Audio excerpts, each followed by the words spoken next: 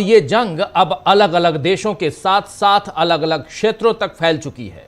एक तरफ straight of Hormuz पर ईरान की पकड़ मजबूत हो गई है और अमेरिका ने ही दावा किया है कि ईरान वहां माइंस बिछाकर जहाजों को नुकसान पहुंचाना चाहता है, तो दूसरी तरफ अब ईरान ने अमेरिका और इजराइल के बैंकों पर यानी उनके आर्थिक ढांचे पर प्रहार की चेतावनी दी है।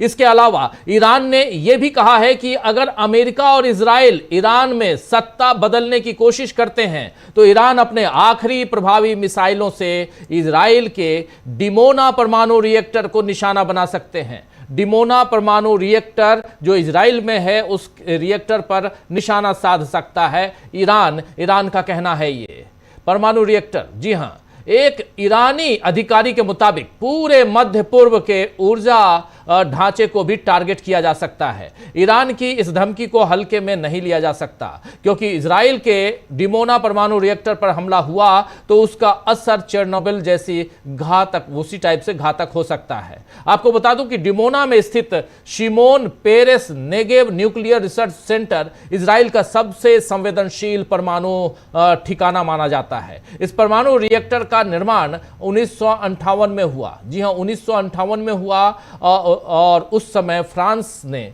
गुप्त रूप से इजराइल की मदद की थी। कई अंतर्राष्ट्रीय संस्थाओं और विशेषज्ञों का मानना है कि इजराइल दुनिया के उन 9 देशों में शामिल है जिनके पास परमाणु हथियार है।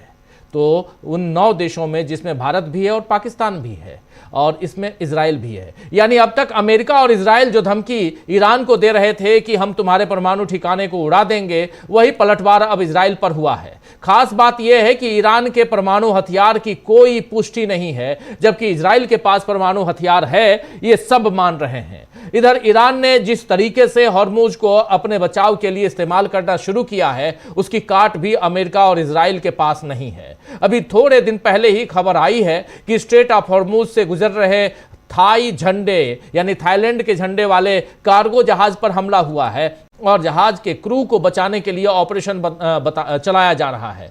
रॉयल थाई नेवी ने एक बयान में कहा है कि जहाज पर 23 थाई क्रू मेंबर सवार थे, जिसमें 20 को बचा लिया गया है, यानी 20 बचा लिए गए हैं और 3 की तलाश जारी है। अभी ये पता नहीं लगा है कि यह हमला किसकी तरफ से हुआ है, लेकिन इसने बाकी देशों की चिंता जरूर बढ़ा दी है। इसके लिए भी अमेरिका ही जिम्मेदार है, क्योंकि युद्ध की शुरुआत यानी इस जंग की शुरुआत और खामनेई की हत्या, दोनों का दोष अमेरिका पर ही है। खामनेई के साथ साथ अमेरिका आम लोगों को भी निशाने पर ले रहा है। ईरानी मीडिया के अनुसार अमेरिका और इजराइल की संयुक्त हवाई कार्रवाई में तेहरान स्थित एक बैंक पर हमला हुआ, जिसमें बैंक के कई कर्मचारियों की मौत हो गई। इसके बाद ईरान की सेना ने पश्चिम एशिया में अमेरिका और इजराइल से जुड़े आर्थिक एवं बैंकिंग केंद्रों पर हमले की कड़ी चेतावनी दी है।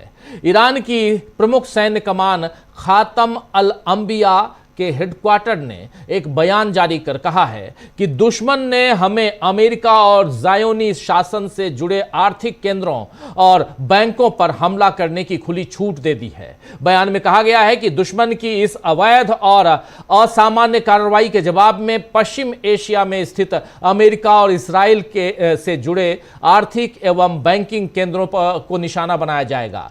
ईरानी सेना के प्रवक्ता ने चेतावनी देते हुए क्षेत्र के लोगों से अपील की है कि वे बैंकों से 1 किलोमीटर यानी 1000 मीटर की दूरी बनाकर रखें। तेहरान अमेरिका और इजराइल से जुड़े क्षेत्रीय आर्थिक एवं बैंकिंग केंद्रों पर हमला करेगा। यह बात ईरान की प्रमुख सैन्य कमान के द्वारा कही जा रही है। दुनिया भर में अमेरिका और इजराइल के बैंकों का कारोबार फैला है और इन पर हमले का मतलब है कि इन देशों की अर्थव्यवस्था पर सीधा प्रहार, जिससे एक बार फिर जनता को ही तकलीफ होगी। इधर ये जंग जिस तरह हॉर्मुज पर टिक गई है, वो चिंताजनक है। पूरी चिंता की बात यहाँ पे दिखाई देती है कि आखिर ये जंग हॉर्मुज पर टिका के आखिर किस दिशा में लेके आप जाना चाहते हैं। ये चिंताजनक है। पूरी दुनिया, आप जान रहे हैं कि पूरी दुनिया के तेल और गैस की सप्लाई का 5वां हिस्सा इस स्ट्रेट से यानी स्ट्रेट ऑफ हॉर्मुज से होकर गुजरता है। मीडिया रिपोर्ट में दावा किया जा रहा है कि ईरान ने इस रास्ते पर बारूद बिछा दी है। जैसे ही कोई जहाज यहां से गुजरेगा, उसके परखच्चे उड़ जाएंगे। वहीं अमेरिका का दावा है कि उसने ईरान की माइंस बिछाने वाली 16 जहाजों को उड़ा दिया है। लेकिन ये दावे और प्रतिदावे अब दुनिया की एनर्जी सप्लाई के लिए खतरा बन गई है। भारत के लिए यह खतरा और भी बढ़ जाता है क्योंकि भारत का 50% तेल और 55% गैस का आयात इस रास्ते से होकर गुजरता है। अभी के हालात ही बता रहे हैं कि देश यानी भारत बड़े ईंधन संकट का शिकार हो चुका है। हालांकि नरेंद्र मोदी तो दावा कर रहे हैं कि कोई संकट नहीं है, यह सब कांग्रेस की अफवाह है। लेकिन सड़कों पर खाली सिलेंडरों के साथ लाइन में लगे लोग भी क्या अफवाह का हिस्सा हैं? अयोध्या मंदिर की रसोई और काशी विश्वनाथ मंदिर की रसोई से लेकर दिल्ली हाई कोर्ट के कैंटीन तक सब जगह एलपीजी की किल्लत का असर दिख रहा है। और ऐसे में हम इस बात पर खुश हो लें कि अमेरिका ने भारत को 30 दिनों की छूट दे दी है रूस से तेल खरीदने के लिए। आज ही व्हाइट हाउस की प्रेस सचिव कैरोलिन लेविट ने इस बारे में बयान दिया है। उधर भारत में अमेरिका के राजदूत सर्जियो गोर ने कहा है कि दुनिया भर में तेल की कीमतों में स्थिरता बनाए रखने में भारत एक अहम साझेदार है। उन्होंने भारत की ओर से रूसी तेल खरीद को लेकर भी बयान दिया है। सर्जियो गोर ने एक्स पर लिखा है कि भारत दुनिया भर में तेल की कीमतों को स्थिर बनाए रखने में एक अहम साझेदार है। अमेरिका यह मानता है कि रूस से तेल की चल रही खरीदारी भी इसी प्रयास का हिस्सा है। सर्जियो गोर ने कहा है कि भारत दुनिया के सबसे बड़े तेल उपभोक्ताओं और रिफाइनर्स में से एक है। अमेरिकियों और भारतीयों के लिए बाजार में स्थिरता बनाए रखने के लिए अमेरिका और भारत का साथ मिलकर काम करना जरूरी है, यह सर्जियो गोर का कहना है। तो अमेरिका को जब जैसी जरूरत हो वो फैसले ले रहा है और मोदी सरकार उन फैसलों को चुपचाप माने, यही माहौल बन चुका है। अब यह लड़ाई जब तक जारी रहेगी, क्या अमेरिका की ढील तब तक बनी रहेगी भारत के लिए, यह भी देखना होगा। वैसे इस लड़ाई में रूस एक बड़ा प्लेयर अब बन चुका है जो मैदान में उतरे बिना पॉइंट्स ले रहा है। खबर यह है कि पुतिन ने ईरान के राष्ट्रपति मसूद पेजिशकियान से फोन पर बात की है।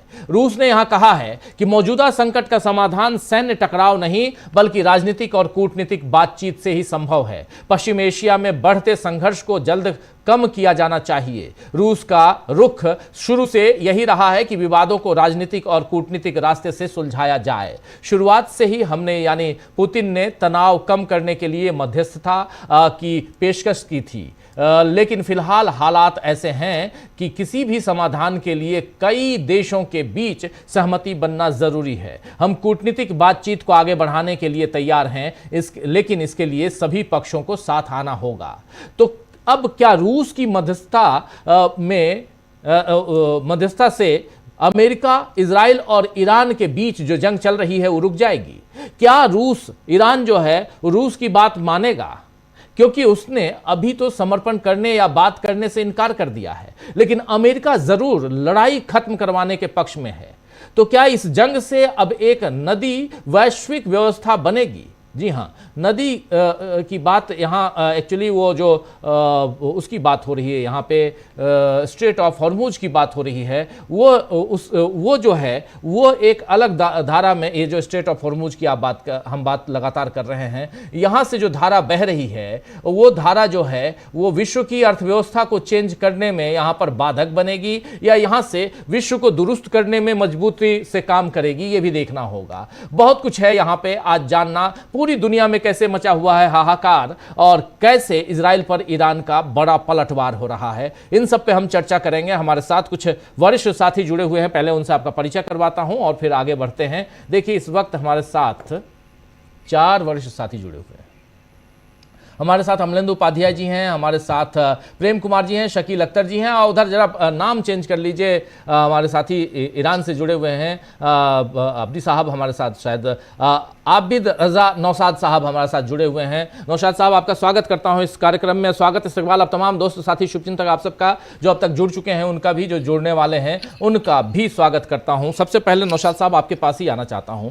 आबिद रजा नौशाद साहब, चल क्या रहा है? आज 12वां दिन हो गया ईरान और अमेरिका इजराइल इस जंग के, और 12 दिनों में कहां दिखाई देता है ईरान और कहां इजराइल दिखाई देता है, जरा बताइए नौशाद साहब। बिस्मिल्लाहिर्रहमानिर्रहीम। सबसे पहले मैं आदाब अर्ज करता हूं तमाम जो यहाँ पर पैनलिस्ट हूँ मौजूद हैं। और देखिए, जंग का माहौल आप लोग देख रहे हैं, मुसलसल आपकी निगाहों के सामने है, सारी खबरें आपके सामने हैं। ईरान के अंदर पूरी तरीके से जोशो खरोश भरा हुआ है, पब्लिक के अंदर भी, और पब्लिक इंतकाम के मूड में है और वो पीछे हटने के लिए तैयार नहीं। आपको याद होगा कि अभी कुछ अरसे पहले कुछ लोग थे जिन्होंने दंगे और फसाद किए थे, जबकि मैंने खुद देखा था यहाँ की सड़कों पर कि जहां पर सिर्फ और सिर्फ 50, 60, 100 दंगाई एक जगह जमा हो जाते थे। पुलिस इधर से उनको भगाती थी, वो किसी और तरफ चले जाते थे, वहां से भगाती थी, किसी और तरफ आ जाते थे और आगजनी करते थे, तोड़फोड़ करते थे। अच्छा, उस वक्त तक पुलिस को ये ऑर्डर नहीं था कि आप किसी के ऊपर फायरिंग करें, किसी को मारें।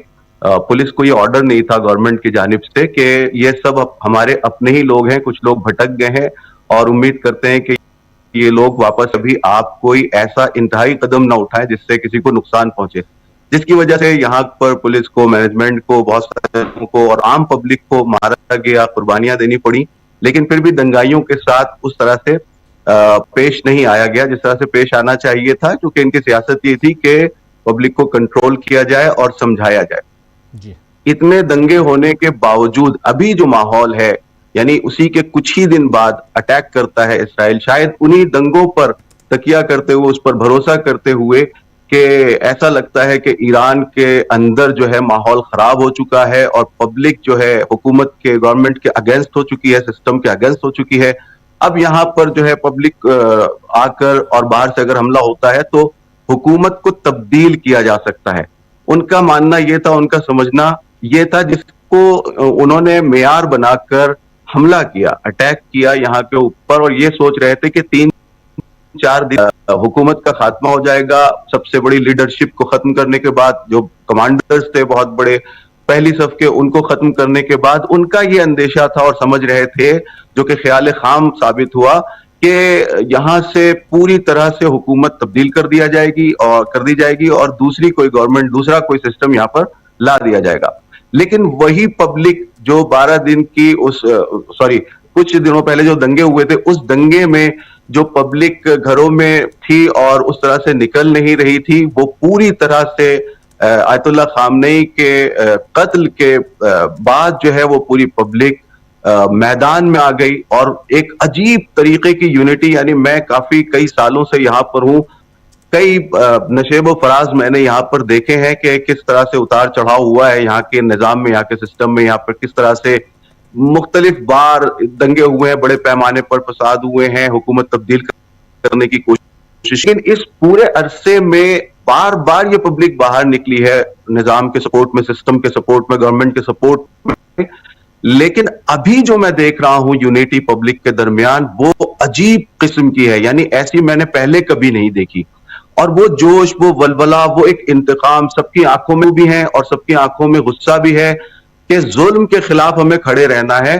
और ये बात जो जुल्म के खिलाफ खड़े होने की है, ये जितने भी दुनिया के आजाद इंसान हैं, जो किसी भी जालिम के सामने झुकने के लिए तैयार नहीं है, उनके अंदर ये पाई जाती है। और ये जो ईरानी कौम है, जो मुस्लिम्स हैं यहाँ के, और बल्कि तमाम ही ईरानी कौम जो ईरान से मोहब्बत करते हैं, जो भी यहाँ के बाशिंदे, मुस्लिम या गैर मुस्लिम, उन सब के अंदर एक जज्बा पाया जा रहा है। और खासकर शियों के दरमियान और मुसलमानों के दरमियान इसलिए और ज्यादा पाया जाता है क्योंकि उनके निगाहों में करबला मौजूद है।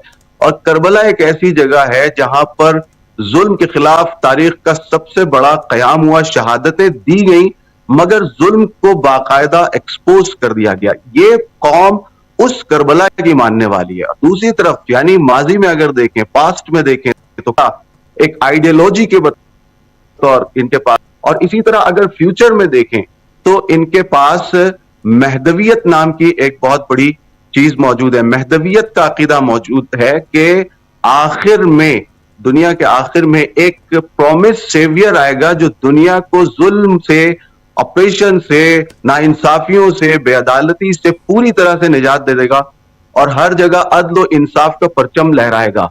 तो ये ऐसे इमाम मेहदी का वेट कर रहे हैं, उस प्रॉमिस सेवियर का जो इमाम मेहदी अलैहिस्सलाम है हमारी नजर में, उनका वेट कर रहे हैं। और ये प्रॉमिस सेवियर का जो अकीदा है, जो बिलीफ है, वो सिर्फ मुसलमानों के यहाँ नहीं है, वो हिंदुइज्म में भी है, क्रिश्चियन के यहाँ भी पाया जाता है और दूसरे जितने भी अध्ययन है उनके यहाँ भी पाया जाता है, जिन्हें हम इमाम मेहदी के नाम से जानते हैं इस्लाम के अंदर। तो एक तरफ पास्ट में करने महदवियत है, ये दोनों को लेके हुकूमत के साथ ये पूरी की पूरी कौम, ईरानी कौम खड़ी हुई है, मुखालिफ तरीके की यूनिटी पाई जाती है। दूसरी तरफ खुद हुकूमत का जो ये कहना है, हुकूमत किसी तरह से भी अभी सीज फायर को लेकर बिल्कुल भी सीरियस नहीं है, बल्कि उनके जहन में सिर्फ ये है कि हम उस हद तक जाएंगे कि दोबारा अमेरिका की, इजराइल की ऐसी हिम्मत ना होने पाए कि जब चाहते हैं वो जंग स्टार्ट कर देते हैं और जब चाहते हैं वो सीज फायर की गुहार लगाने लगते हैं। ऐसा नहीं होने देंगे इस बार हम जब तक कि अमेरिका और इजराइल को पूरी तरह से शर्मिंदा न कर दें अपने इस काम पर, जो घिनौना काम उन्होंने किया है और मुसलसल करते आ रहे हैं। उनकी पूरी तारीख ऐसे घिनौने काम से भरी हुई है, जिन्होंने हमेशा बेगुनाह इंसानों को मारा है, सिविलियंस को मारा है।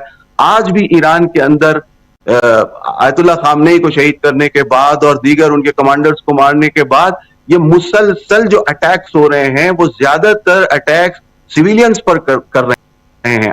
अभी आज की मैं रिपोर्ट पढ़ रहा था, यहाँ के 19,000 से ज्यादा सिविलियंस के घर हैं जो पूरी तरह से तबाह कर दिए गए।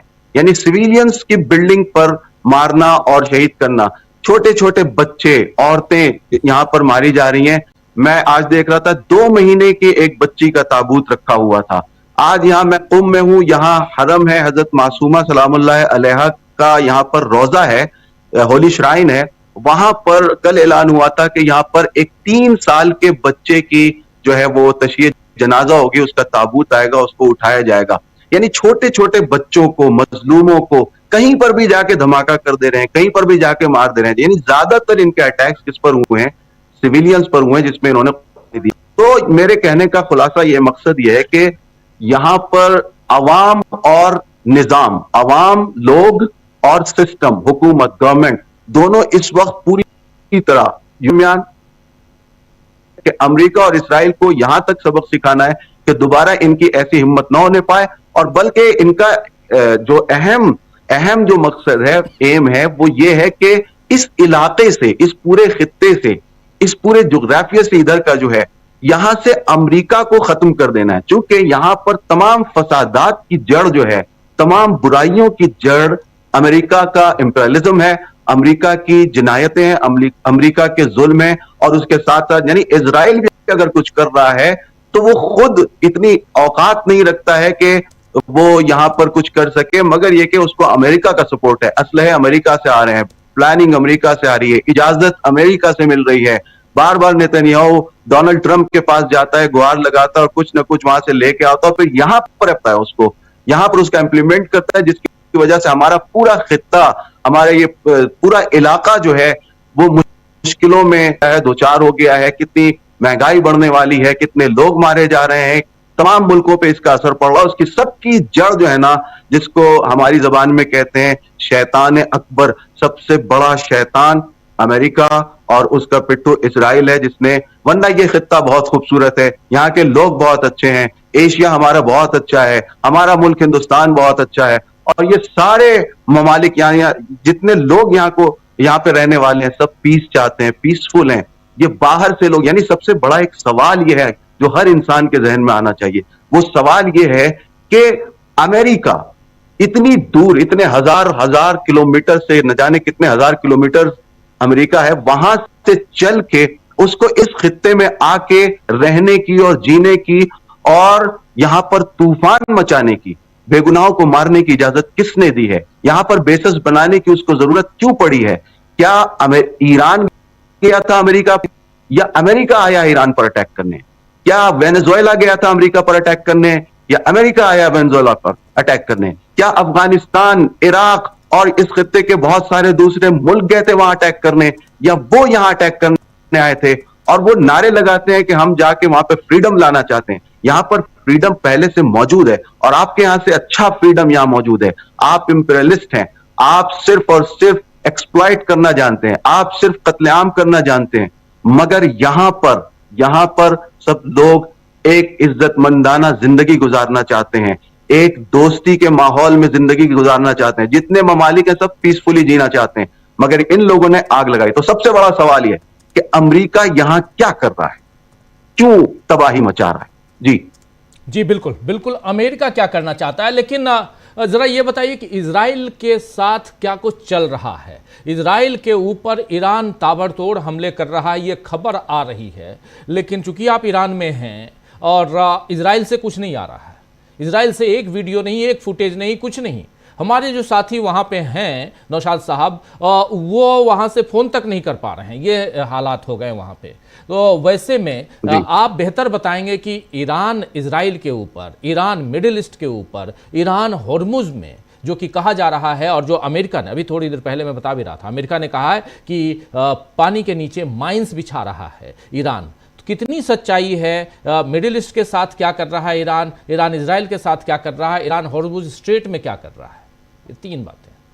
जी, मैं आपकी खिदमत में अर्ज करना चाहूंगा कि देखिए, ये अभी आज मैं रिपोर्ट पढ़ रहा था तो उसमें यह था कि ये 38th वेव है इनके हमले की जो ईरान ने इजराइल के ऊपर किया है। देखिए, सबसे पहली बात तो हमें ये वाजे होनी चाहिए कि ईरान अटैक नहीं कर रहा है, ईरान अपने रहा है। इसलिए कि शुरू किसने किया है? शुरू अमेरिका और इजराइल ने किया है, और बार बार शुरू उन्होंने ही किया है। और सिर्फ ये कि हम तुम्हें वैसे जीने देंगे जैसे हम चाहेंगे, अगर तुम हमारे सामने खड़े होगे तो हम तुम्हें नीस्तो नाबूद कर देंगे। ये एक खूंखार, वहशी, भेड़िया और जालिम की अलामत होती है कि सामने वाले को यह कहे कि जैसे हम कह रहे हैं वैसे तुम्हें जीना है, वरना तुम्हें जीने का हक नहीं है, वरना हम तुम्हें नाबूद कर देंगे, हम तुम पर बम गिराएंगे, हम तुम्हारे लोगों को मारेंगे। तो इसके जवाब में जो है ईरान बहरहाल अपने आप डिफेंड करने का ये इंसान का हक है कि अगर कोई आपके ऊपर अटैक कर रहा है तो आपका एक फितरी हक है, आपका नेचुरल हक है, आपका दीनी भी हक है, इंसानी भी हक है कि आप उसके सामने डट के खड़े हो जाएं और अपना बचाव करें। ईरान अपना बचाव कर रहा है, ईरान अपने आप को डिफेंड कर रहा है। ये 38वीं वेव उसने उधर मारी है, उधर से भी हमले हो रहे हैं, जैसा कि मैंने आपकी खिदमत में अर्ज किया कि वो क्या कर रहे हैं, वो बास साइट्स को भी मार रहे हैं, लेकिन ज्यादातर जो उनके हमले हैं वो सिविलियंस के ऊपर हो रहे हैं और सिविलियंस मारे जा रहे हैं। इधर से जो अटैक हो रहा है वो प्रिसाइजली मिसाइल का अटैक करने की कोशिश है कि जो उनके अड्डे हैं, जो उनके सैन्य अड्डे हैं या इस तरह की दूसरी जगह हैं जो ऑफिशियल हैं, वहां पर अटैक किया जाए और उनको नुकसान पहुंचाया जाए। यहां से ये सिलसिला जारी है। रही बात स्ट्रेट ऑफ हॉर्मुज की, तो वहां पर जो माइंस बिछाने वाली बात है, ये नैरेटिव उधर से सेट किया गया। अभी इधर से ईरानी पक्ष ने, ईरानी जो साइड है उसने कोई ऐसी बात नहीं है की है कि हमने वहां पर माइंस बिछा रखी है या माइंस बिछाने वाले हैं, और इनको शायद माइंस बिछाने की जरूरत भी नहीं है। इनका ये कह देना कि आप जो भी हमारे दुश्मन की शिप्स हैं वो यहां से नहीं गुजर सकती हैं, बस इतना कहना ही काफी है। अगरचे वो ट्रंप का कहना है, अमेरिका का कहना है कि हम अपनी नाव वहां भेजेंगे जो एस्कॉर्ट करेंगी शिप्स को, लेकिन अभी तक सिर्फ उनका दावा है, सिर्फ वो कह रहे हैं, अभी तक कोई ऐसी नाव वहां पर नहीं आई है जो शिप्स को एस्कॉर्ट करे और उसको हिफाजत के साथ स्ट्रेट ऑफ हॉर्मुज से पार लगा सके। सिर्फ और सिर्फ उनका ये दावा और उनका नबी हुआ नहीं। और इधर से यहाँ की फौज का कहना है, यहाँ की हुकूमत का कहना है कि अगर आप में हिम्मत है तो आप एस्कॉर्ट करके दिखाएं, आप भेजें। यहां पर स्ट्रेट ऑफ हॉर्मुज फिलहाल हमारी नजर में है और हम इसको देख रहे हैं, जिसे हम चाहेंगे गुजरेगा, जिसे चाहेंगे नहीं गुजरेगा। ये इन्होंने यहां पर लिया हुआ है और ये इनका एक है जो इनके पास है, ईरान के पास। ईरान मजबूती से पकड़े हुए, उसको छोड़ने को तैयार नहीं है। तो माइंस वाली बात जो है वो अभी तक इधर से कोई ऐसी बात नहीं आई है जो जिसकी तस्दीक की जाए कि ईरान ने कोई ऐसी बात की है। लेकिन मैं दूसरी बात कहूंगा कि माइंस बिछाने की इनको जरूरत नहीं है। अगर इनको रोकना हुआ तो इनकी पहली बात तो बात ही काफी साबित हो गई है। दूसरे के कुछ शिप्स पर अटैक्स की भी खबर आई है कि इन्होंने थोड़ा मोड़ा अटैक करके जो है उसको रोकने की कोशिश की है, और बाकी शिप्स वहां पर सारी की सारी मौजूद हैं, किसी में हिम्मत नहीं हो रही हॉर्मुज को क्रॉस कर सके। जी जी, आप बने रहिए, दोबारा आता हूं आपके पास। थोड़ा एक छोटा सा कमेंट प्रेम कुमार जी आपसे लेना चाहता हूं। प्रेम कुमार जी, आप इस जंग को अब 12वें दिन कहां देखते हैं? प्रेम कुमार जी। प्रिया राजीव जी, देखिए जिस मुकाम पर यह जंग पहुंचा है और डोनाल्ड ट्रंप पुतिन से बात कर रहे हैं। और इसके अलावा तुर्की का भी एक आया है कि जंग बंद होनी चाहिए। तो जंग के खिलाफ पूरी दुनिया में जो आवाज उठ रही है, वो आवाज अब डोनाल्ड ट्रंप को ज्यादा परेशान करने लगी है। ये जंग जीतने का जो मतलब होता है, वो जीतना कहीं दूर दूर तक दिखाई नहीं देता। अगर डोनाल्ड ट्रंप और इजराइल के नजरिए से देखें कि यह वो जंग जीतना चाहते हैं, तो क्या चाहते हैं? वो चाहते हैं कि ईरान पर उनके मनपसंद सरकार हो, जो कोई आसार नहीं है। भाई खामनेई की हत्या तो उनका मकसद तात्कालिक हो सकता है, लेकिन दूसरे खामनेई उनकी जगह आ गए उनकी मर्जी के बगैर। तो जंग में जीत उनको नजर नहीं आ रही। तेल कुओं पर या पूरे बाजार पर उनका दबदबा बढ़ जाए, ऐसी भी बात नजर नहीं आ रही। और स्ट्रेट ऑफ हॉर्मुज को लेकर के जो एक झूठी तस्वीर बनाई गई कि एक सुरक्षा दी जा रही है और ये हम निकाल रहे हैं, और उसका असर ये हुआ कि बाजार में थोड़ा स्थिति संभल गई। लेकिन वो झूठ तुरंत पर्दाफाश हुआ, वो फर्जी था और फर्जी दावे किए गए। तो ये जो फर्जी दावे किए जा रहे हैं, इसका मतलब है कि स्ट्रेस डोनाल्ड ट्रंप का बढ़ता जा रहा है। तो ये जंग रुकेगा ऐसा हमें दिखता नहीं है। इसका अंजाम, इसकी अंतिम परिणति डोनाल्ड ट्रंप के हिसाब से होगी ऐसा हमें लगता नहीं। लेकिन इजराइल का इस जंग में बहुत बड़ा नुकसान हुआ है, हो रहा है, जिसके बारे में हमें खबर नहीं मिल रही है। और वहाँ क्या स्थिति है, क्या हालात हैं, ये भी एक बड़ा सवाल है। क्योंकि जो ईरान की तरफ से खबरें बताई जा रही हैं, वो तो बेंजामिन नेतन्याहू के भी सकुशल नहीं होने की बात कही जा रही है।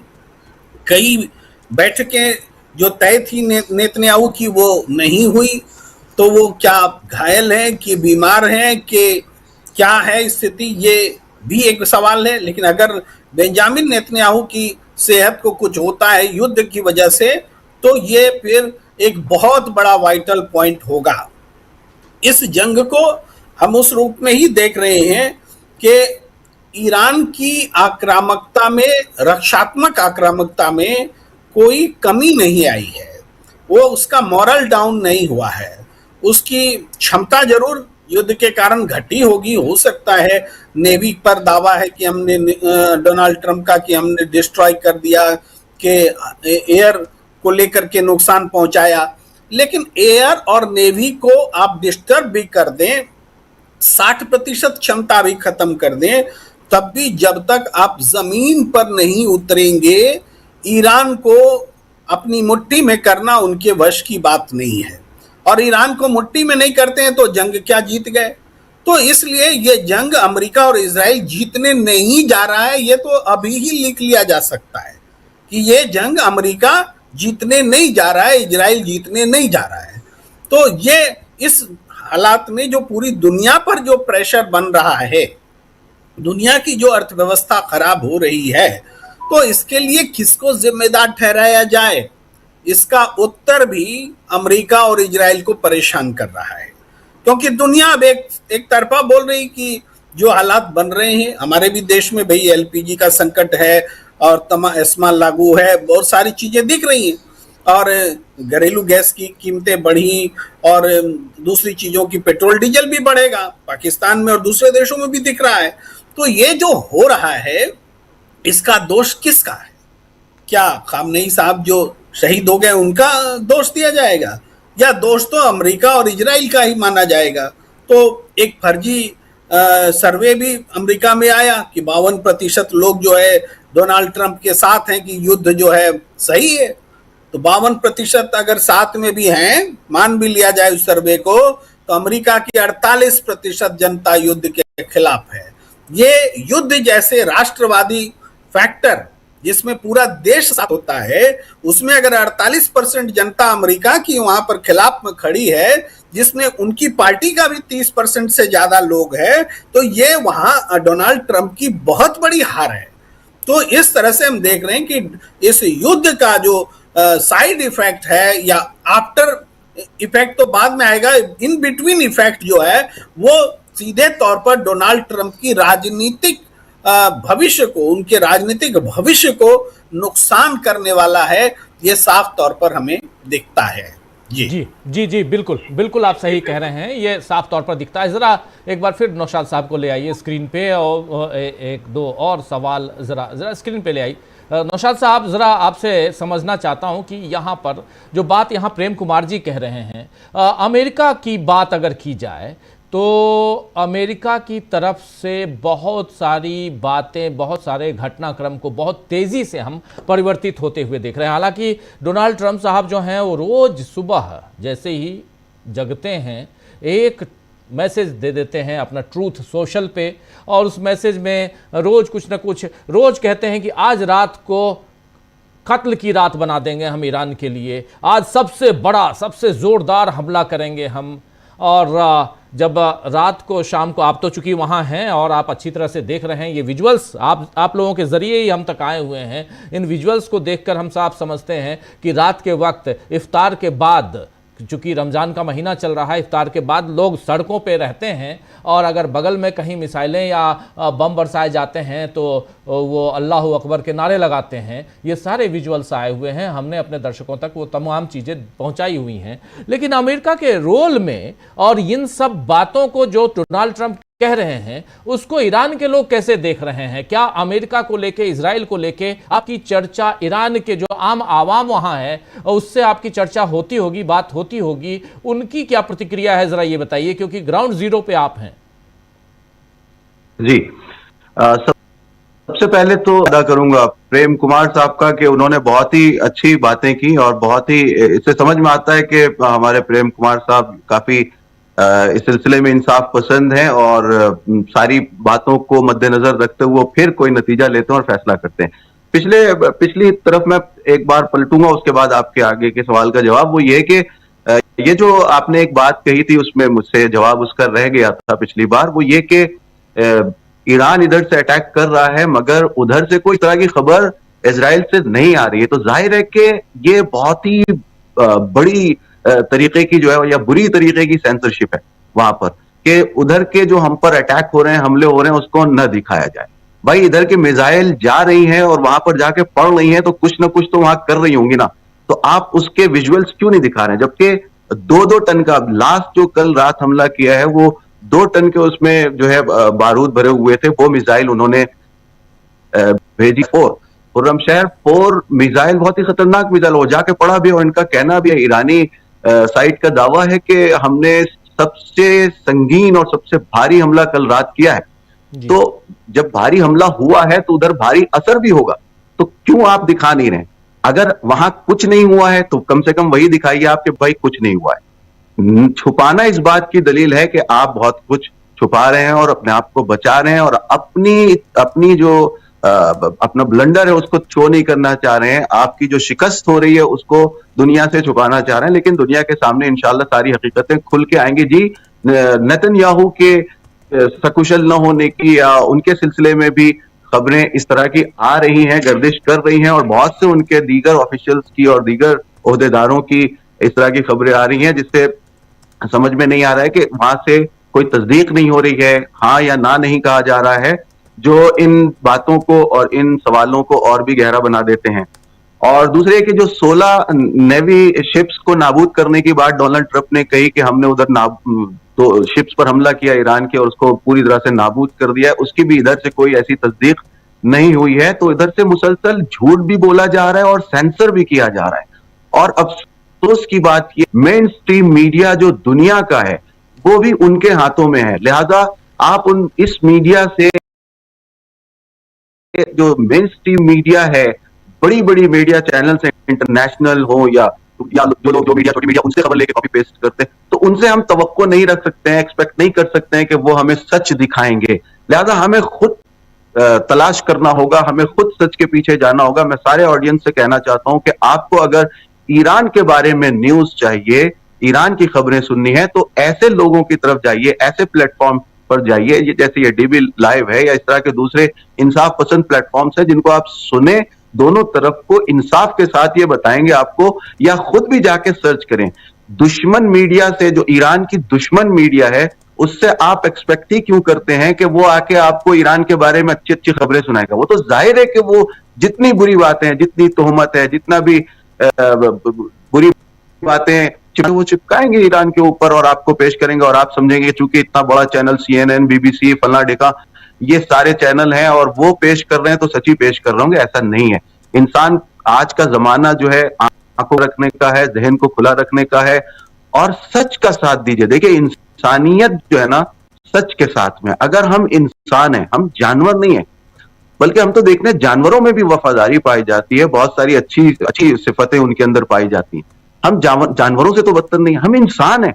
इंसान को चाहिए वो सच का साथ दे और सच के साथ रहे। जी, अब आपके दूसरे सवाल की तरफ आऊं कि ईरानी अवाम का क्या कहना है। देखिए, जो आपने वीडियो चलाई थी, वो कुंभ का, जहां तक मैं समझ रहा हूं, वो तौहीद स्क्वायर है, और बहुत बड़ा स्क्वायर है, जहां पर रोजाना इफ्तार करने के बाद पब्लिक का एक सैलाब, बहुत बड़ा, और ये एक स्क्वायर नहीं है, कुंभ के अंदर बहुत सारे ऐसे स्क्वायर्स हैं, बहुत बड़ी सड़कें हैं, जहां जो भर जा, इफ्तार के बाद पूरे दिन इंसान रोजे रखता है, भूखा रहता है, प्यासा रहता है, इफ्तार के बाद खुद ब खुद उसके बॉडी में एक सुस्ती सी आती है, चाहता है कि अब आराम करें। लेकिन उसके बावजूद ये पूरी कौम, इतनी जिंदा कौम नजर आ रही है इस वक्त के सड़कों पर है, इंपीरियलिज्म के खिलाफ, इस्तिकबार के खिलाफ, साम्राज्य के खिलाफ, जुल्म के खिलाफ, ऑपरेशन के खिलाफ खड़ी हुई है, डटी हुई है, और दुनिया से भी ये मुतालबा कर रही है कि आप भी जुल्म के खिलाफ खड़े हों, इसलिए कि आज मेरी बारी है तो कल तुम्हारी बारी है, आज यहां तो कल कहीं और। जो भी इनके सामने खड़ा होगा उसका अंजाम ये यही करने वाले हैं। ये चाहते हैं कि या तो आप हमारे गुलाम बन के रहें, या फिर हम आपको नाबूद कर देंगे। तो पूरी दुनिया की जिम्मेदारी है कि जब ये ऐसा पोटेंशियल वजूद में आया है, ऐसा मौका हाथ लगा है, तो इसको हाथ से जाने न दें, बल्कि जहां जहां पे भी हैं अपनी आवाज बुलंद करें जुल्म के खिलाफ, और मजलूम की हिमायत में और तरफदारी में। कोई और सवाल आपका था जो मेरे जहन से निकल गया हो तो आप बताइए, मैं उसका जवाब देता हूं। मैं वही कह रहा था कि अमेरिका, उधर डोनाल्ड ट्रंप साहब जो बात कह रहे हैं, जो सुबह सुबह जो बयान आ रहा है, इन बयानों से इधर ईरान में, चूंकि वहाँ की जनता से आपकी बातचीत होती है, तो ईरान के लोग क्या कहते हैं? अब 12 दिन हो गए, क्या वहाँ पर कोई इस टाइप से कोई बातचीत की? बहुत दिन हो गए, इस जंग को अब खत्म होना चाहिए। जो अभी तक जिस ढंग से रेजिस्टेंस दिखाई देता रहा है, क्या उसमें कोई कमी आई है? इस बारे में मैं पूछ रहा था। नहीं रंजीव जी, मैं इसके बरखिलाफ है। जो कुछ है वो ये है कि जितनी जंग आगे बढ़ रही है, उतना ही पब्लिक का जोश आगे बढ़ रहा है।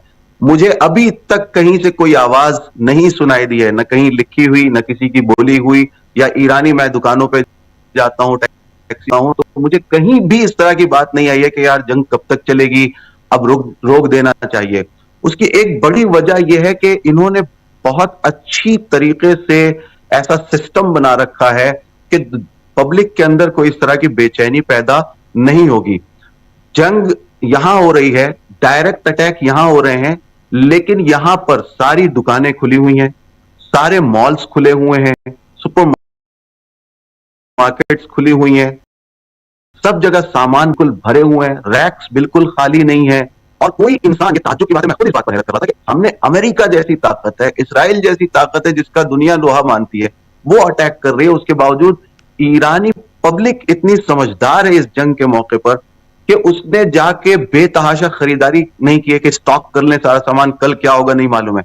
जैसे आम दिनों में, जंग से पहले के दिनों में लोग अपनी जरूरत भर की रोजाना की चीज रोज लाते थे, रोज खत्म हो जाती थी, फिर जाके ले लेते, वैसे ही शेड्यूल चल रहा है। ऐसा कुछ भी नहीं है, दुकानें, मॉल, सारी चीजें भरी हुई हैं।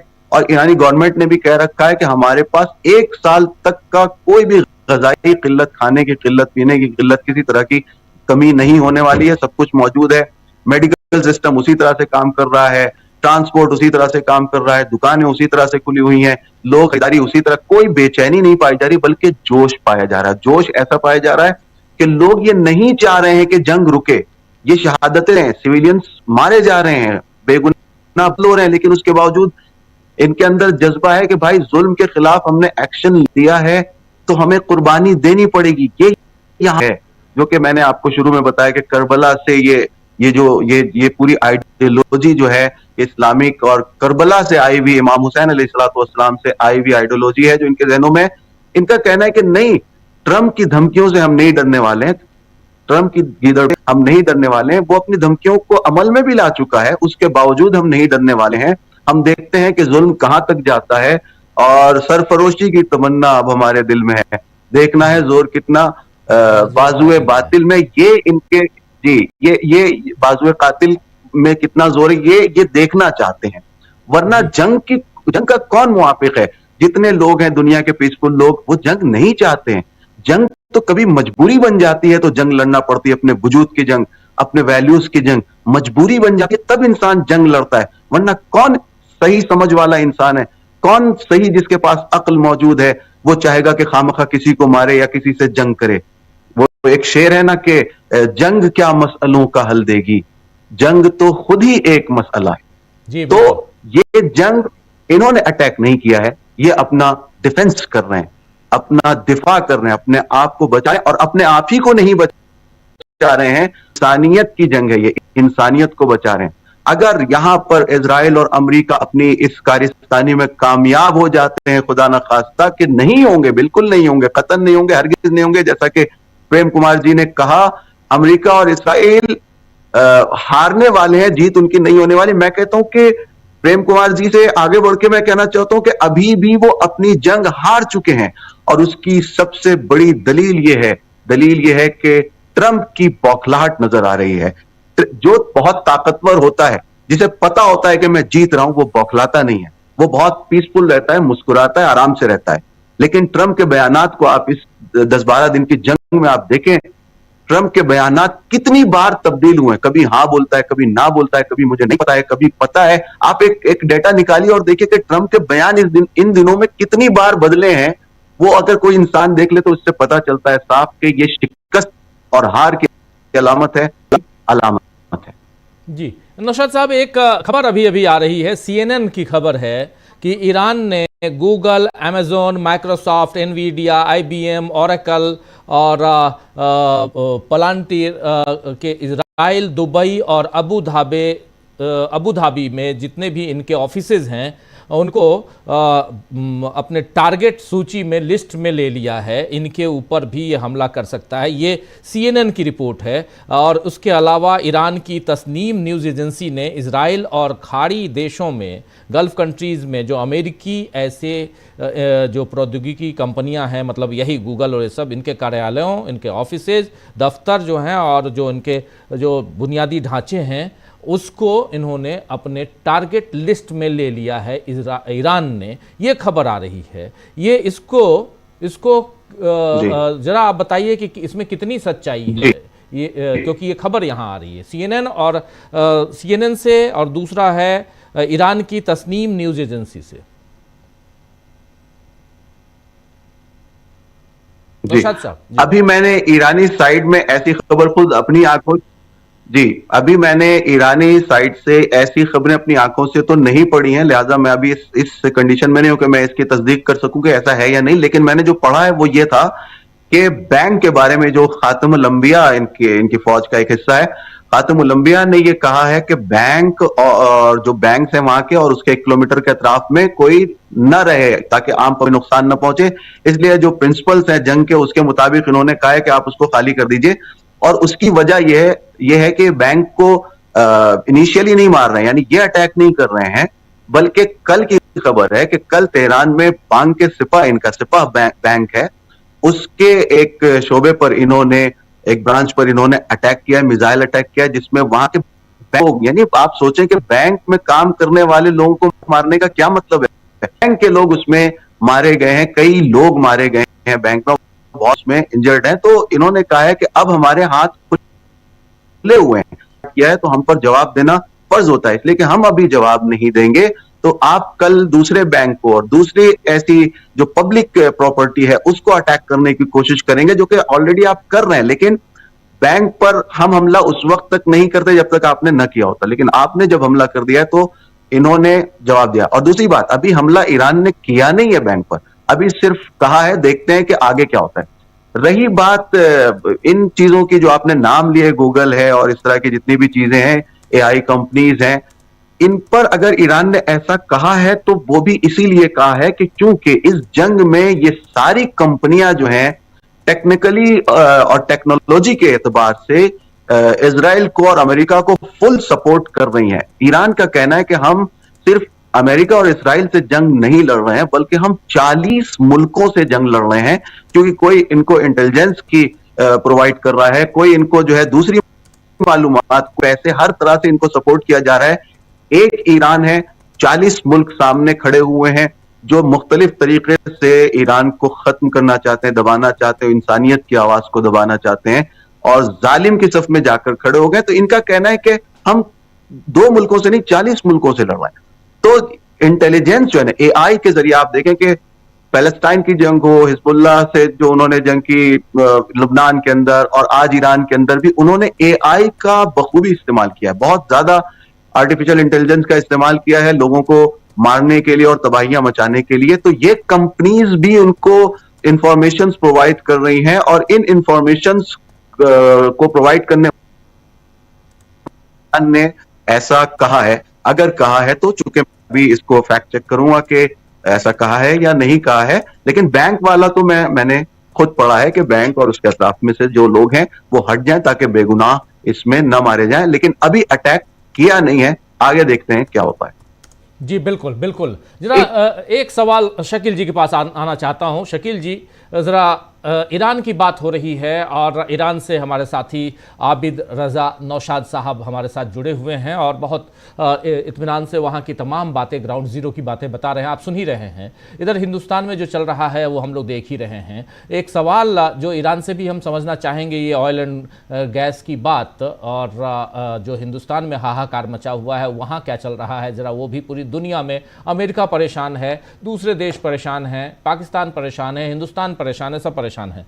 लेकिन उस पे आए उससे पहले इस जंग को लेकर आपकी टिप्पणी, आपकी बात शकील जी, और उसका कितना असर हिंदुस्तान पे पड़ते हुए आप देखते हैं शकील जी?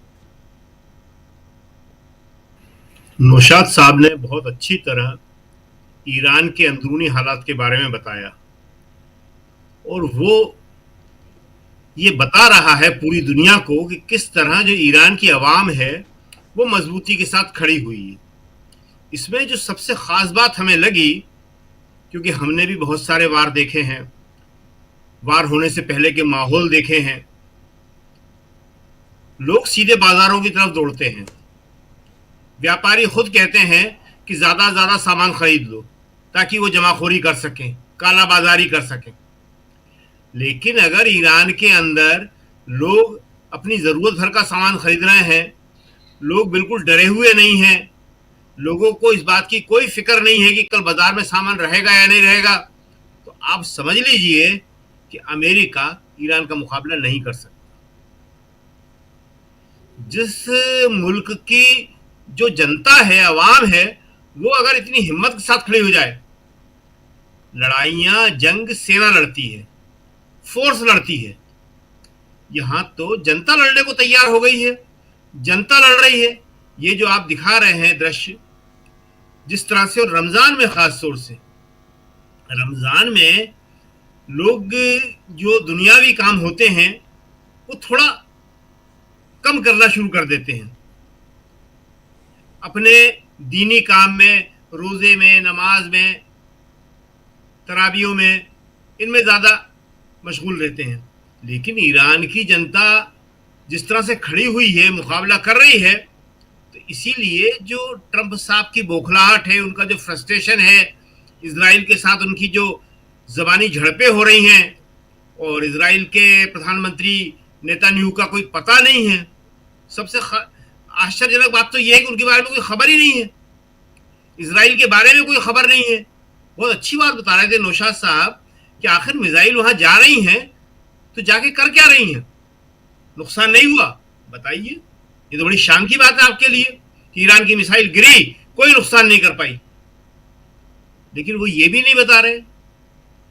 और ये जो प्रोपोगंडा वार शुरू किया है, ये प्रोपोगंडा वार राजीव जी तब शुरू होता है जब आदमी वास्तविक युद्ध हारने लगता है कि अब वो हमारे इस पे हमला करेंगे, अब वो हमारे इस पे हमला करेंगे, वो ये कर रहे हैं, वो सुरंगें बिछा रहे हैं, वो हार्मुज स्टेट को रोक रहे हैं। ये सारी जो बातें हैं, ये सारा जो प्रोपेगेंडा है, वो इसीलिए किया जा रहा है कि दुनिया से वो मदद ले सके। दुनिया जो है इस वक्त, अंतर्राष्ट्रीय समुदाय जो है, पूरी तरह से इस युद्ध के खिलाफ है, अमेरिका और इजराइल के खिलाफ है। क्यों? हमारे यहां तो दिख ही रहा है, पूरी दुनिया में हाहाकार मच गया है। हर जगह एलपीजी की समस्या है, हर जगह तेल की किल्लत होने लगी है। कल क्या होगा किसी को नहीं मालूम। आज यहां पे पार्लियामेंट के अंदर दिन भर यही बातें होती रही कि भाई एलपीजी की बात कर लो, लेकिन बीजेपी, उनकी सरकार एलओपी की बात करती रही। लीडर अपोजिशन राहुल गांधी, ऐसा लग रहा था कि अविश्वास प्रस्ताव जो है स्पीकर के खिलाफ नहीं आया है, राहुल गांधी के खिलाफ ही आया है जी। और विपक्ष कह रहा था कि भाई हम एलपीजी की बात करना चाहते हैं। यहां पे सदस्यों ने कहा कि किचन में आ गई है वार, ये वहां से वार उठ के हमारे किचन में आ गई है, किचन में गैस नहीं है। तो स्थिति बहुत गंभीर हो रही है और इस गंभीर स्थिति के जिम्मेदार सीधे सीधे अमेरिका और इजराइल हैं। और वो जो सोच रहे थे कि रिजीम चेंज कर देंगे, ये सबसे पहले तो बेसिक सवाल है और ये पूरी दुनिया में पूछा जाना चाहिए और पूछा भी जा रहा है अब कि आप होते कौन है किसी देश का रिजीम चेंज करने वाले? आप कौन होते हैं? कोई आपका रिजीम चेंज करने जा रहा है? ट्रंप साहब भूल गए कि पिछली बार जब वो हारे थे तो उनके समर्थकों ने वहां की पार्लियामेंट में हमला कर दिया था। आप लोकतांत्रिक देश बनते हैं दुनिया के सबसे बड़े, सबसे मजबूत, आपके ट्रंप साहब के समर्थकों ने पार्लियामेंट में हमला किया था कि नहीं किया था? मुकदमे चले थे कि नहीं चले थे? आप कौन होते रिजीम चेंज करने वाले?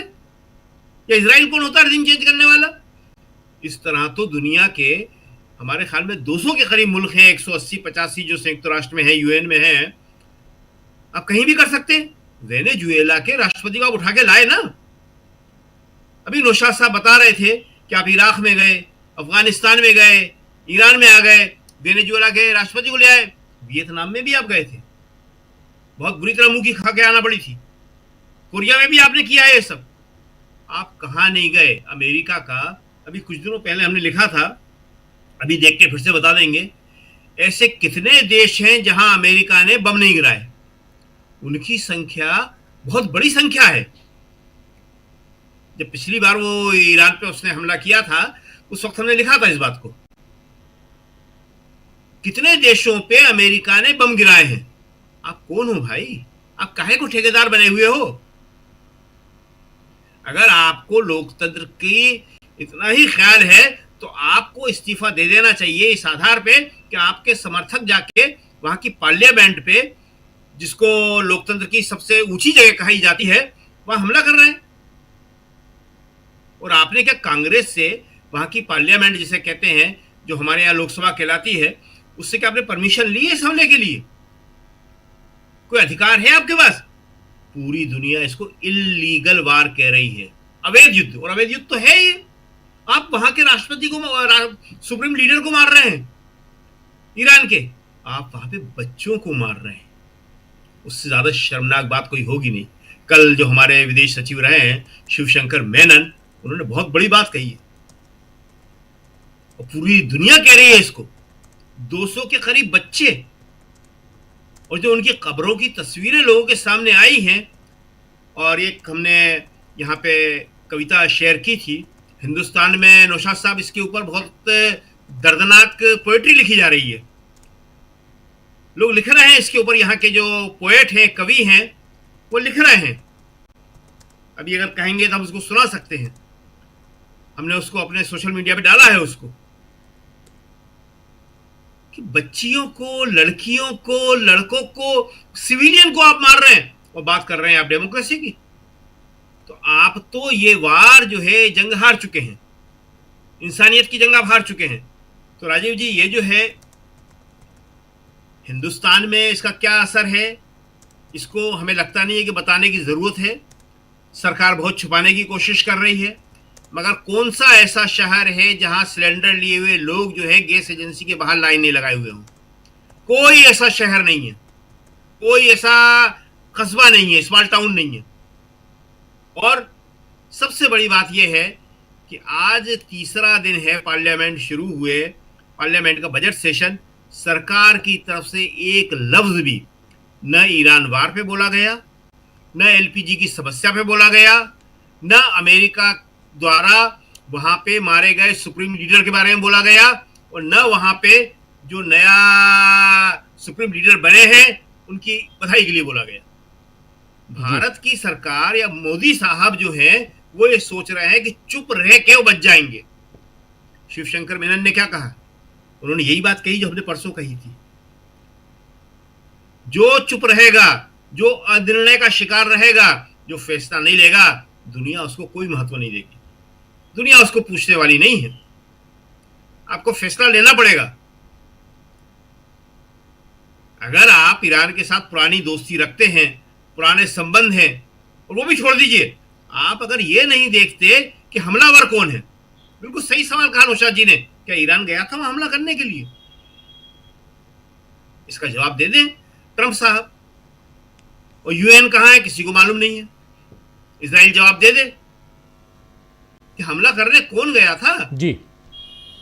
और अगर ईरान हमला करने नहीं गया था और ईरान में आकर अपने सिविलियंस को मारा है, और फिर आप बता रहे हैं कि ईरान यहां हमला करेगा, वहां करेगा, यहां करेगा। भाई सेल्फ डिफेंस में आदमी क्या नहीं करेगा। और जब जो बताया नौशाद साहब ने, जब कुर्बानी का जज्बा आ गया है, सरफरोशी की तमन्ना, राम प्रसाद बिस्मिल का है ये, जब फांसी पे चढ़ने गए थे तब उन्होंने शेर कहा था आजादी की लड़ाई लड़ते हुए अशफाकुल्ला खान के साथी। और ये दूसरा जो शेर उन्होंने कहा था ये साहिर साहब का है, साहिल लुधियानवी का।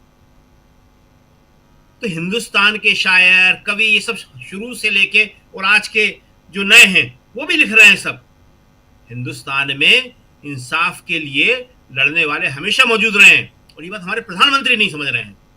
मोदी जी को आके सामने बोलना चाहिए, लेकिन मोदी जी नहीं बोल रहे हैं, और उनका ये मौन जो है उनके लिए तो नुकसान करेगा ही करेगा। फिलहाल भारत की स्थिति को अंतर्राष्ट्रीय दुनिया में कमजोर कर रहा है। जी राजीव जी बिल्कुल बिल्कुल। नौशाद साहब, इस बीच डोनाल्ड ट्रंप, मैं कह रहा था कि शाम अपने यहाँ शाम इधर हिंदुस्तान में होती है, उधर सुबह अमेरिका में जग गए हैं डोनाल्ड ट्रंप साहब। उन्होंने जग के एक बयान दिया है। बयान ये दिया है कि ईरान में अब कोई भी लक्ष्य बचा नहीं, यानी कोई भी टारगेट नहीं बचा है, जल्द ख़त्म होगा अब ये युद्ध, ये जंग हम जल्द ख़त्म करेंगे। अब हमने सारे टारगेट, सारे जो टारगेट्स थे उसको हमने अचीव कर लिया है, और अब हम इस जंग को ख़त्म करेंगे। सुबह सुबह ये इन्होंने जो ज्ञान दिया है वो मैं बता रहा हूँ। ये रोज़ सुबह जैसे ही शाम का वक्त होता है, हम लोग न्यूज़ पॉइंट में बैठते हैं, उधर से एक बयान उनका आ जाता है, जगते हैं, और उसके साथ साथ इस पर ज़रा आपसे मैं रिएक्शन चाहूँगा, क्योंकि डोनाल्ड ट्रंप, मैं भी कह रहा था कि वो कहते हैं कि आज ज़ोरदार हमला करेंगे, अब आज कह रहे हैं कि अब हम जंग ख़त्म करेंगे। ईरान तो कह रहा है कि जंग ख़त्म करने से पहले आप ये बताइए कि आपने इस जंग की शुरुआत क्यों की, आप ये बताइए कि हमारे सुप्रीम लीडर को आपने क्यों मारा, आप ये बताइए कि इसके बाद आप वादा कीजिए कि आगे आप हमारे ऊपर किसी तरह का हमला नहीं करेंगे।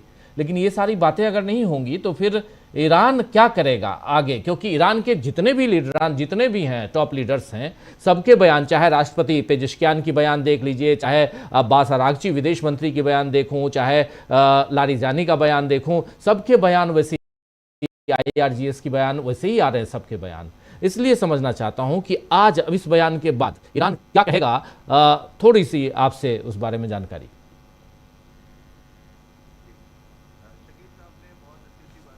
कि मैं उनका भी शुक्रगुजार हूं, और इस सिलसिले में मैं अर्ज करना चाहूंगा, हाँ, हिंदुस्तान की जो उन्होंने बात की, बेशक हमारा मुल्क जो है बहुत हमारा प्यारा मुल्क है, और हमेशा हमेशा हमारे मुल्क की एक खुसूसियत रही है कि उसने जालिम का मुकाबला किया है और मजलूम का साथ दिया है। फलस्तीन का मौजू हो या कहीं का भी मौजू हो, या हमारे यहाँ जो अंग्रेजों की हुकूमत थी उसका मुकाबला हो, हमेशा क्यों हमारे भगत सिंह जी ने, अशफाकुल्ला खान साहब ने, और इसी तरह चंद्रशेखर आजाद और हमारे जितने फ्रीडम फाइटर्स थे, उन्होंने क्या जंग लड़ी थी? नहीं, जंग नहीं लड़ी थी, बल्कि अपना डिफेंस किया था। उनके मुकाबले में जो ऑक्यूपायर्स थे, जो काबिज थे, जिन्होंने एक जंग छेड़ी हुई थी, हमारे मुल्क पर कब्जा किया था और जुल्म सितम कर रहे थे, उनके मुकाबले में खड़े थे। तो बेशक हमारा शुरू से ऐसा रहा है और उसको आइंदा भी ऐसा ही रहना चाहिए कि वो जालिम की तरफ बिल्कुल भी ना हो, और हम उम्मीद करते हैं कि वो जालिम की तरफ इंशाअल्लाह खड़ा नहीं होगा, बल्कि मजलूम का हिमायती और तरफदार जैसा पहले था वैसे ही आगे भी रहेगा। और ये जो पोएट्री आपने कहा कि ये भी इसी बात की अलामत है कि हमारे मुल्क की मिट्टी में मजलूम की हिमायत शामिल है और जुल्म की मुखालफत शामिल है, जिसकी वजह से इस तरह के जुमले कभी पोएट्री की शक्ल में आते हैं, कभी आर्टिकल की शक्ल में आते हैं, कभी लोगों के आंसुओं की शक्ल में आते हैं हमारे सामने, जिससे हम समझ सकते हैं कि हमारे देश की जो मिट्टी है उसमें कितना पोटेंशियल पाया जाता है। और दूसरी रही बात, ये जो ट्रंप साहब का आपने नया शोशा, आपने शगुफा सुनाया कि हमने सारे टारगेट्स हासिल कर लिए हैं और अब हम जो है जंग का सिलसिला रोकना चाह रहे हैं, तो सबसे पहले तो ट्रंप से कोई ट्वीट को जो है कोट करके उनसे कोई सवाल करे, और ये जितने मेरे जानने वाले हैं और देख रहे हैं हमारे ऑडियंस, वो उनसे उनके ट्विटर पर जाकर उनसे सवाल करें कि तुम्हारा इस जंग में क्या वो गोल था जिसको तुमने अचीव कर लिया है। यानी ऐसा गोल बताओ जिसको तुमने पहले सेट किया था और उस हदफ को हासिल करने के लिए, मकसद को हासिल करने के लिए तुमने जंग छेड़ी थी और वो टारगेट तुमने हासिल कर लिया। वो क्या था? पहले तो ये बताओ कि तुम्हारा टारगेट क्या था, फिर हम समझेंगे कि तुम्हारी इस बात में कितनी सच्चाई पाई जाती है कि हमने सारे टारगेट्स हासिल कर ली हैं। इसलिए कि तुम्हारे तो टारगेट्स बदलते रह रहे हैं, तुम्हारी बातें बदलती रह रही हैं, तो हम कैसे समझें कि वो कौन सा टारगेट था, वो कौन सा गोल था जो तुमने हासिल कर लिया है। जाहिर है कि उनका ये ट्वीट ये बता रहा है कि वो जंग से परेशान हो चुके हैं। यानी जो शख्स अभी हमें नजर आ रहा है कि आपका अगर रिजीम चेंज मकसद था, रिजीम चेंज नहीं हुआ है, बल्कि बरक्स इसके बरखिलाफ ये हुकूमत और ज्यादा पहले से मजबूत हुई है, क्योंकि आपके हमले ने, आयतुल्लाह खामनेई साहब की शहादत ने और उनके खून कौम की रगों में यूनिटी का खून दौड़ा दिया है और सारे के सारे इस तरह से मुत्तहिद हो गए जैसे पहले कभी नहीं थे। तो ये तो आपने इनके हक में काम कर दिया। अगर खामनेई साहब जैसी अजीम लीडरशिप और अजीम इंसान की, उनको मैं अजीम इंसान कहता हूं, वाकई उनकी शख्सियत को अगर आप पढ़ें, स्टडी करें, तो आपको मालूम होगा कितना अजीम इंसान था वो। और ये दुनिया के जो प्रोपेगेंडे थे उसको हटा कर देखें, डायरेक्ट सही रिलायबल सोर्सेज से उनको पढ़ने की कोशिश करें, तो आपको मालूम होगा खामनेई साहब कौन सी शख्सियत थे। ऐसी अजीम शख्सियत को तुमने मार दिया। किस लिए मारा? तुमने मीनाब शहर के अंदर जो स्कूल पर अटैक किया है, 200 के करीब 185 न जाने कितने बच्चे थे और न जाने कितने वहां के पर्सनल्स थे, वहां के कितने स्टाफ थे, कितने टीचर्स थे जिनको बेगुनाह तुमने मारा है। आज ही मैं उनकी रिपोर्ट देख रहा था, वहां से बैठ के मलबे पर, स्कूल के मलबे पे बैठकर कुछ वीडियोस इन लोगों ने बनाई है जो यहाँ के इंटरनेट चैनल्स वगैरह पर मैंने देखे।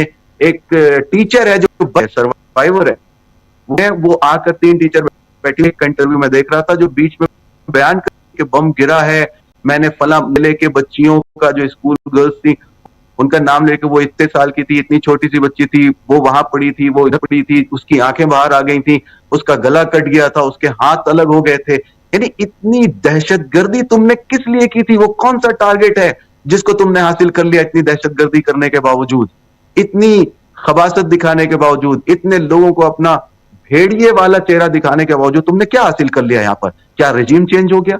क्या हुकूमत तब्दील हो गई?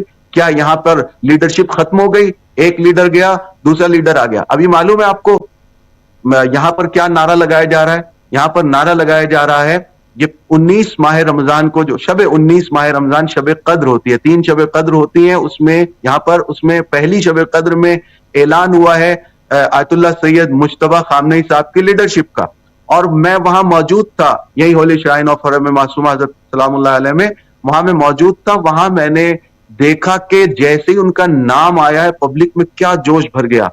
तो उनको जब पहचानवाया गया है तो पब्लिक पूरी उम्मीद के साथ आगे आ गई है। तो यहां पर नारे जो लगाए जा रहे हैं, जो परवान पर है, एक तो आयतुल्लाह खामनेई जो शहीद हो गए और उनके बेटे आयतुल्लाह मुज्तबा खामनेई जो इस वक्त लीडर हैं, दोनों की फोटोज लोगों के घरों पर मिलेगी आपको। यहां पर इस वक्त काले परचम मिलेंगे जो आजादारी की अलामत है, गम की अलामत है। उसके साथ साथ इनकी फोटोज मिलेंगी और फोटोज पर स्लोगन्स लिखे हुए हैं जिससे इंतकाम